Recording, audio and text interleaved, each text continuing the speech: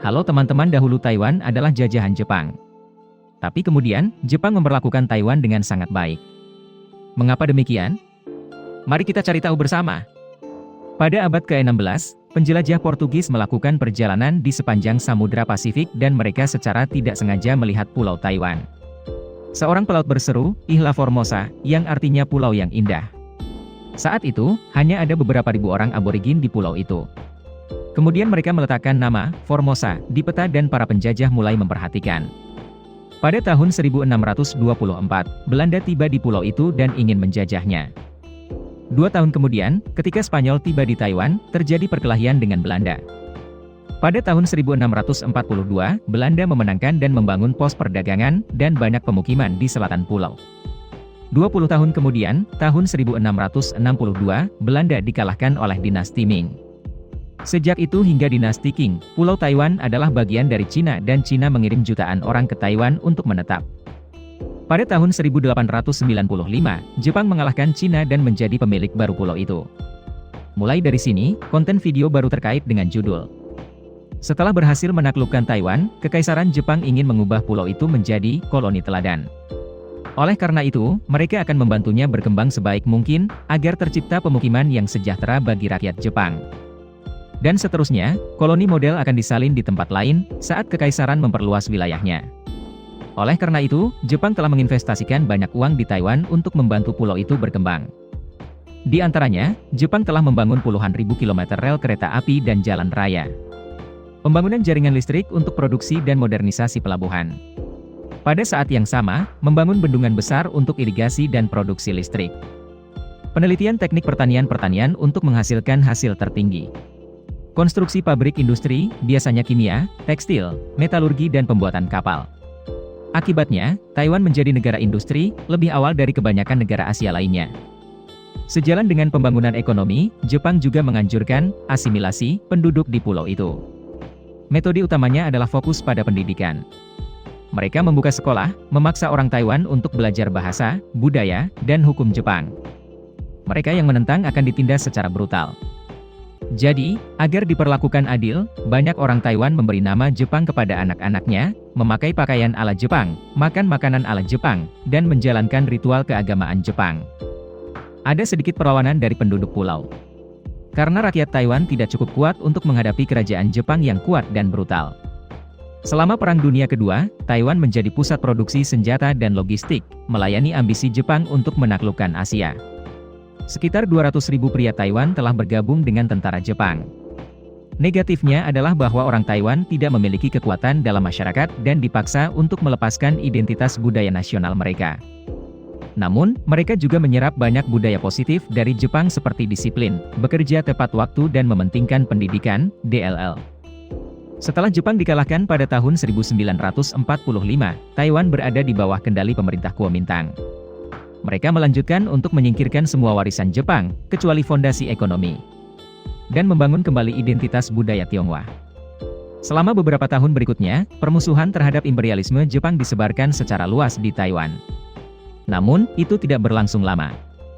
Pada tahun 1949, Kuomintang dikalahkan oleh Partai Komunis dalam Perang Saudara Tiongkok.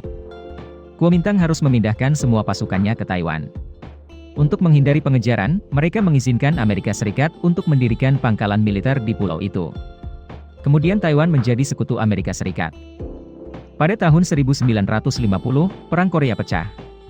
Jepang secara aktif memberikan dukungan logistik untuk membantu Amerika Serikat memerangi Korea Utara. Berkat itu, dari negara yang diduduki, Jepang menjadi sekutu Amerika Serikat. Jadi Taiwan dan Jepang sekarang berada di pihak yang sama. Mereka tidak punya alasan untuk saling membenci lagi.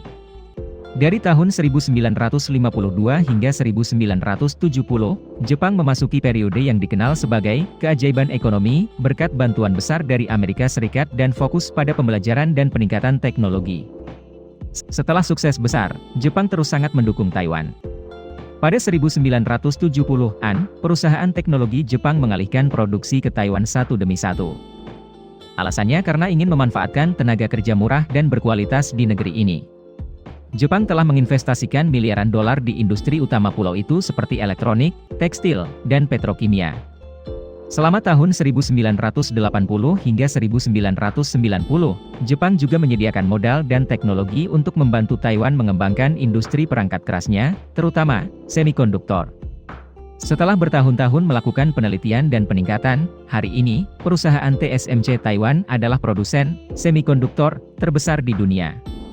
Menariknya, perusahaan TSMC Taiwan bermaksud untuk memindahkan produksi kembali ke Jepang. Selain itu, Taiwan juga merupakan negara pertama yang diprioritaskan oleh Jepang untuk mengekspor teknologi konstruksi rel kecepatan tinggi.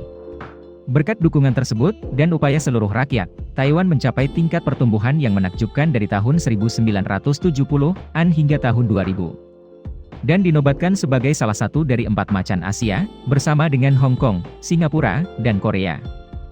Selain bidang ekonomi, hubungan diplomatik kedua negara juga sangat baik. Dalam menghadapi ancaman Cina untuk mencaplok Taiwan, Jepang adalah salah satu dari sedikit negara yang secara eksplisit membela Taiwan. Banyak pejabat senior mereka angkat bicara, dengan Wakil Menteri Pertahanan Jepang Yasuhide Nakayama mengatakan, kita harus membela Taiwan, sebagai negara demokratis. Perdamaian dan stabilitas Taiwan secara langsung terkait dengan Jepang, kata Menteri Pertahanan Nobuo Kishi. Pada Oktober 2021, setelah bertahun-tahun menolak untuk bertindak, Jepang bergabung dengan Amerika Serikat dan Inggris dalam latihan bersama untuk menghadapi ancaman dari Cina. Selain itu, pada 2022, mereka berencana membangun pangkalan militer di Pulau Ishigaki, sekitar 200 km dari Taiwan, untuk menghadapi Cina. Ada 2 alasan utama mengapa Jepang mengambil tindakan untuk menunjukkan dukungan kepada bekas jajahannya. Pertama, mereka adalah sekutu dekat Amerika Serikat. Kedua, kepulauan Jepang terletak sangat dekat dengan Taiwan, di mana Okinawa adalah rumah bagi mayoritas, sekitar 70% dari pangkalan militer AS-1. Jika Cina menduduki Taiwan, keamanan di kawasan itu akan terancam.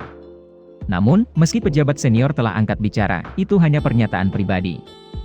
Posisi umum pemerintah Jepang masih, kami memahami dan menghormati posisi Cina terhadap Taiwan. Kebijakan Jepang mirip dengan Amerika Serikat. Tindakan pro-Taiwan, tetapi pidatonya tidak jelas dan umum. Ini seperti temanmu yang akan dipukuli. Sementara itu, Anda berdiri di belakang teman Anda dengan pisau, tetapi menyatakan kepada lawan Anda, saya tidak akan bertarung. Video berakhir di sini. Terima kasih semua untuk menonton dan menyukainya. Jika menurut Anda videonya bermanfaat, beri kami suka dan berlangganan saluran untuk mendukung kami. Sampai jumpa dan sampai jumpa lagi.